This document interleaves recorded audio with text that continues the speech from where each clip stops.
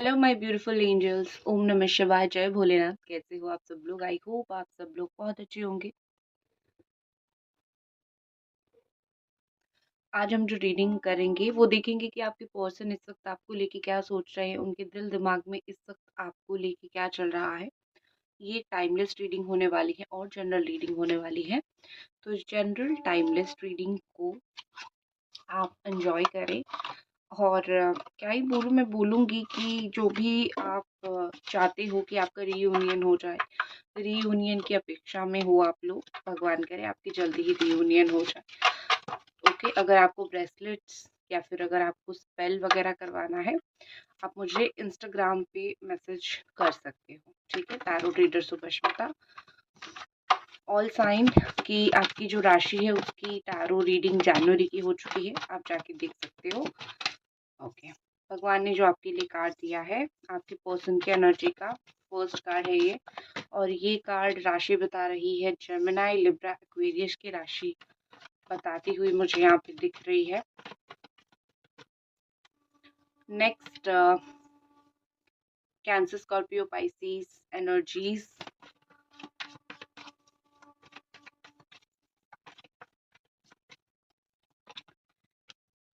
Okay, ठीक है,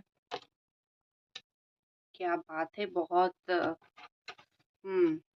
चीजें समझ आ रही है। ठीक है, देखो, Cancer Scorpio Pisces Aries Sagittarius Leo Gemini Aquarius Libra, ये राशियां बहुत स्ट्रांग है। मैं थोड़ा सा कैमरा के एंगल को सही करती हूँ। हाँ, ये राशियां जो है वो बहुत स्ट्रांग यहाँ पे निकल के आ रही है।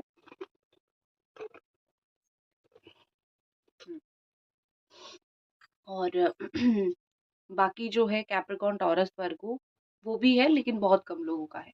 ठीक है, सो एनर्जीज मैच होनी चाहिए। मुझे यहाँ दिख रही है कि आपके पर्सन कंपैरिजन, एक चीज है कि कंपेयर कर रहे हैं, या फिर एक चीज मुझे दिख रही है कि ये पर्सन के दिमाग में कंपैरिजन चल रहा है। थर्ड पार्टी अगर कोई है, कोई तीसरे पर्सन के साथ आपका कंपैरिजन चल रहा है और दोनों की नेचर वो बहुत अलग अलग देख रहे हैं। ठीक है, सेल्फ केयर। तो यहाँ पे ऐसे दिख रही है कि इनको ऐसा फील हो रहा है, इनको ऐसा लग रहा है कि जीवन में जो भी मेरी व्यक्ति है इस वक्त, चाहे आप थे, उसके बाद थर्ड पार्टी आई, तो उनको ऐसा फील हो रहा है कि मैं अगर दोनों में कंपेयर करूं तो मुझे लगता है कि मैं अपना सेल्फ केयर कर लूं, वो ज़्यादा बेहतर है। क्योंकि दोनों की नेचर बहुत अलग है। अगर कोई थर्ड पार्टी है या फिर किसी और पर्सन के लिए आपको छोड़ा है, तो उनको लगता है कि मैं दोनों का नेचर बहुत अलग है, तो दोनों को मैं कंपेयर करूं और दोनों में से किसी एक को चुनूं, ये बहुत गलत चीज़ होगा। तो बेटर है कि मैं सेल्फ केयर कर लूँ, थोड़ा सा अपने बारे में थोड़ा सा सोच लूँ। क्योंकि कंपैरिजन से उनको कोई कंक्लूजन निकलता हुआ नहीं दिख रहा है। ठीक है, वो ऐसा सोच रहे हैं कि आप जैसे हो, वो व्यक्ति वो जैसा है, आप वो नहीं बन सकते हो, वो आप नहीं बन सकता है। लेकिन यस, दोनों में से आपको वो थोड़ा सॉफ्ट मानते हैं। अगर कोई थर्ड पार्टी है या फिर कोई दूसरा पर्सन है, उनको लगता है कि आप थोड़े से सॉफ्ट पर्सन हो, आप थोड़े सॉफ्ट स्पोकन हो, वो थोड़ा सा रिजिड पर्सन है। ठीक है, लेकिन एक होती है ना कि आप कभी भी दो लोगों को एक ही तराजू पे नहीं तोल सकते हो, दोनों की अच्छाई बुराई अलग अलग होती है। तो वो आपको किसी के साथ फिर बाद में कंपेयर नहीं करना चाहते, या फिर वो आपको किसी के साथ रखना नहीं चाहते हैं। आपका जो जगह है वो किसी को नहीं देना चाहते हैं, या फिर मैं बोल सकती हूँ कि वो नहीं चाहते हैं कि आपकी जगह कोई और ले। ठीक है ना, बेटर है, अच्छी बात है। क्योंकि क्यों ये पर्सन आपको किसी और के जगह पे धकेले। रीबर्थ एनर्जी है यहाँ पे। ये कार्ड ही देख के मैं बता सकती हूँ कि आपके पर्सन के दिल में या फिर उनके दिमाग में या फिर वो जो है बिल्कुल चेंज हो रहे हैं, उनका रीबर्थ जैसे हो रहा है। मतलब नंबर 10 यहाँ पे है। तो कुछ नेगेटिविटी खत्म होता हुआ, अपने अंदर की नेगेटिविटी या फिर अपने अंदर की वो इंसान जो रोमांस नहीं करता था या फिर जो फीलिंग्स को नहीं समझता था, वो इंसान को मैं यहाँ पे पूरी तरीके से वो खत्म करके मार के आगे बढ़ते हुए वो पर्सन मुझे दिख रहे हैं। तो उनके अंदर कहीं ना कहीं एक रीबर्थ एनर्जी, एक चेंज की एनर्जी मुझे बहुत ज़्यादा दिख रही है।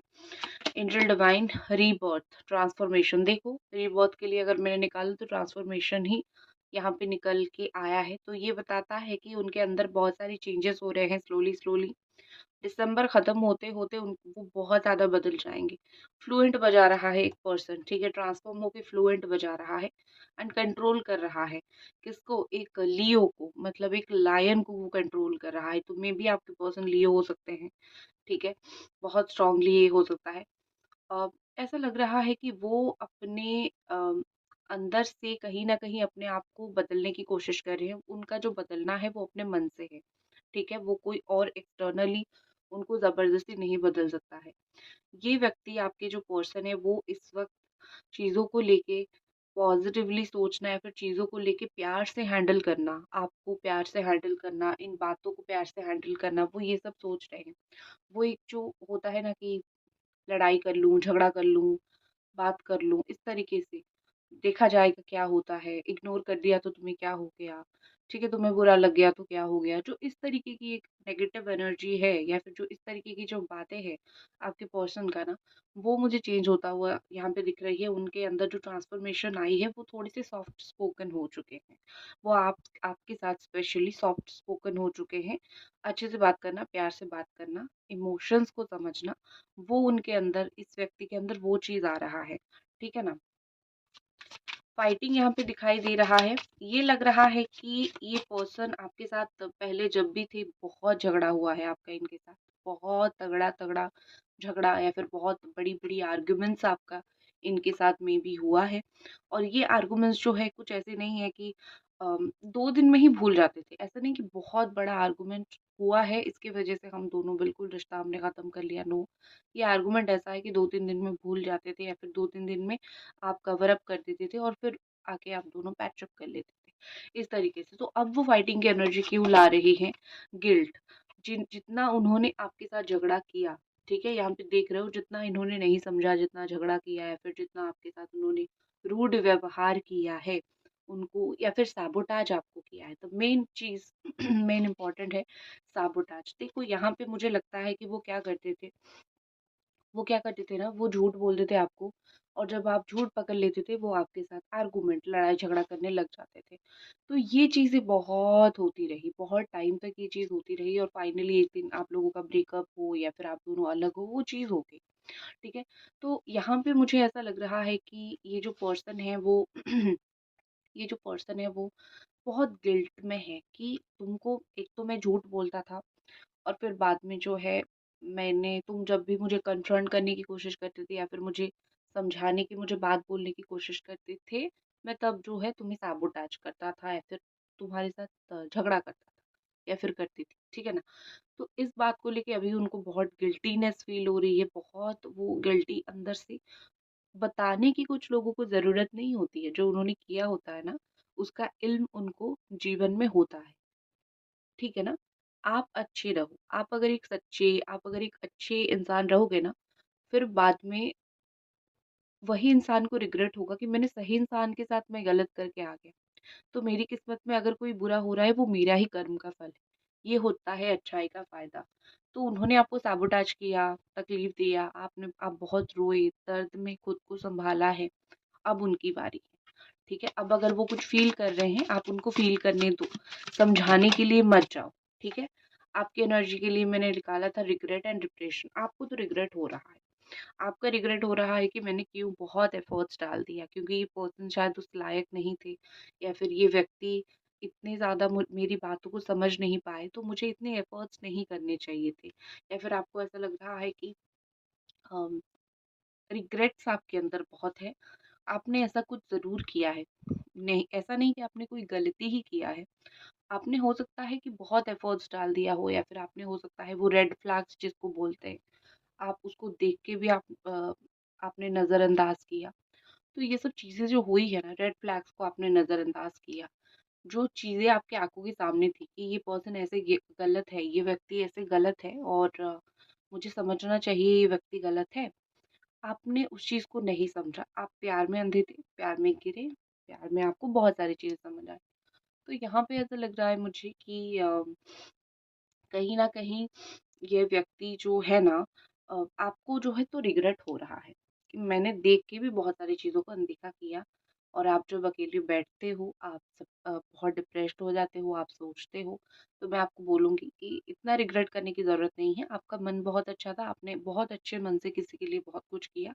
अगर वो व्यक्ति को चीज़ें समझ नहीं आई, तो वो कभी भी आपकी गलती नहीं है।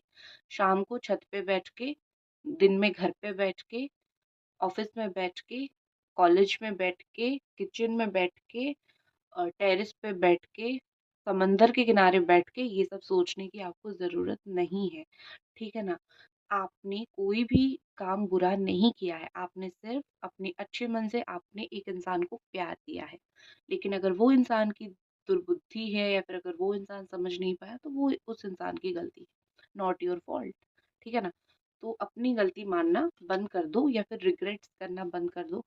और कहीं पे मैंने ये भी देखा है कुछ-कुछ लोगों के केस में कि अच्छे कर्म अगर आप करते हो ना, तो अनएक्सपेक्टेडली आपके साथ अच्छा होता है। जहाँ पे आपका एक्सपेक्टेशन नहीं होता है, वहाँ पे आपका चीज़ें अच्छा और काम बनने लग जाता है। मैंने ये चीज़ बहुत सारे लोगों में देखा है, मेरे खुद के जीवन में भी मैंने देखा है। जब हम किसी के साथ अच्छा करते हैं, जब हमें ज़रूरत होती है, कोई हमारे साथ अच्छा कर जाता है। बिलीव नहीं करोगे बिलीव नहीं करोगे, लेकिन ये चीज़ सच है, ये होता है। ये यूनिवर्स के पास जो मैसेज गया है, आपने अच्छा किया है, वो आपको रिटर्न देगा। ठीक है? आपने बुरा किया है, वो भी आपको रिटर्न देगा। ठीक है? Clinging into the past energy है यहाँ पे। दिमाग में पास्ट की चीज़ें भरी हुई है इनकी। जो बॉक्स होता है ना, दिमाग का बॉक्स, ओपन नहीं हुआ है अभी तक उनका। रील्स जैसे अटक जाती है। अभी तो आप जो देखते हो वो रील्स नहीं, कैमरा में जो रील होता है। रील जैसे अटक जाती है ना, उनके दिमाग में आपकी यादें उस तरीके से अटक गई है। आपके साथ बिताई हुई मोमेंट्स या फिर आपके साथ की गई वो कॉन्वर्सेशन, आपके साथ की गई वो बातें ना, वो बहुत अच्छी तरीके से उनके उनके दिमाग में छप चुकी है, बैठ चुकी है। वो उस चीज़ को बाहर नहीं निकाल पा रहे हैं। ठीक है? ना ही वो निकाल पाएँगे, उनके लिए कभी भी आसान नहीं होगा, ना ही वो निकाल नहीं पाएँगे। यादें या फिर मैं बोल सकती हूँ पास्ट एक ऐसी चीज़ है, जहाँ से निकलना बहुत मुश्किल होता है। आपको कोई जब बेहतरीन इंसान या फिर बहुत अच्छा सिचुएशन ज़िंदगी में मिलता है, तभी आप पास्ट से निकलते हो। और इनकी कर्म देख के मुझे लगता नहीं है कि इनको कोई बहुत बेहतरीन चीज़ लाइफ़ में मिलेगी। ठीक है? देखो, यहाँ पे पार्टी एक्सटर्नल, कहीं पे पार्टी में जा रहे हैं, कहीं पे बाहर लोगों के पास जा रहे हैं, खुश नहीं हो पा रहे हैं। वो जो चीज़ें हैं, सबको देख के आपकी याद आना, वो कांस्टेंट है, ठीक है? वो कभी भी खुश हो भी नहीं पाएँगे। अ, बाहर की जो शोर है ना, वो आपके अंदर की सोच से कम होता है।